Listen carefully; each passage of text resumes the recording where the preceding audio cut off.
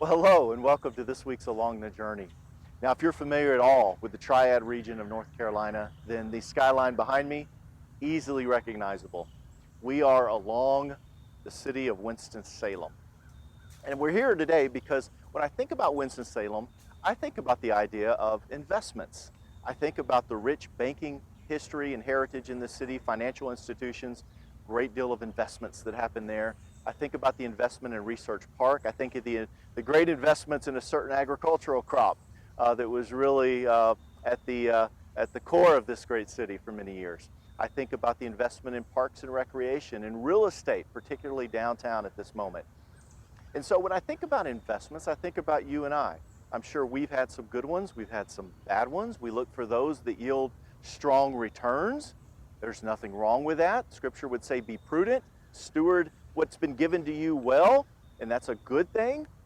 However, Scripture would also tell us that we're to be very careful, that we're not so preoccupied, so consumed with investing in earthly, temporal matters that we ignore kingdom matters, and that we ignore what we are called to prioritize, the investment of our wealth and our possessions, our gifts and our talents, our relationships, our lives in kingdom matters. And that's really the principle at the heart of this week's journey material. We are in section 2 of unit 2, generous living as a grace commitment.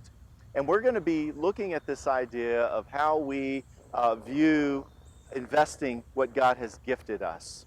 We're going to be looking at Matthew 6:19-20, where we're told not to lay up earthly treasures where moth and rust can destroy and thieves can break in and steal, but to lay up treasures in heaven.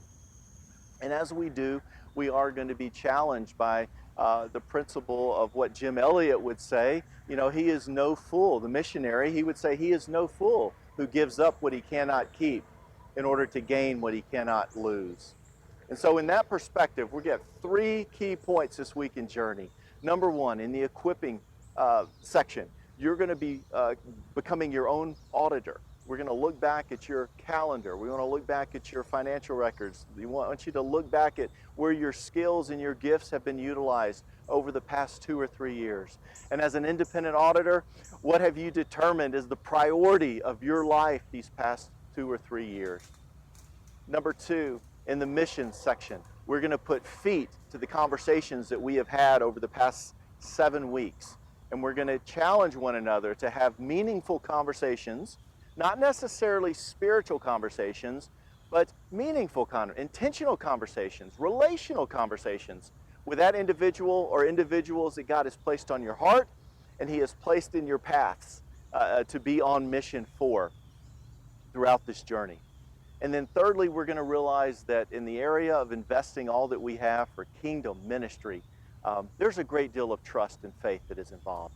We trust God and His provisions daily. We're not anxious about that. And His great providence that He will reward, not always, not usually with prosperity or temporal blessings, but He will reward eternally with dividends and yields that are unimaginable.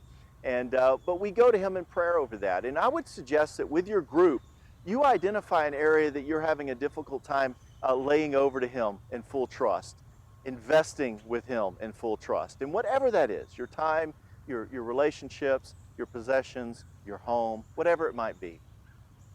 And then as we go this week in Journey, you know, may we seek God's kingdom and His righteousness, and may our strategic investments truly demonstrate a priority that where our treasure is and where our treasures are, there too is our heart. Blessings along your journey.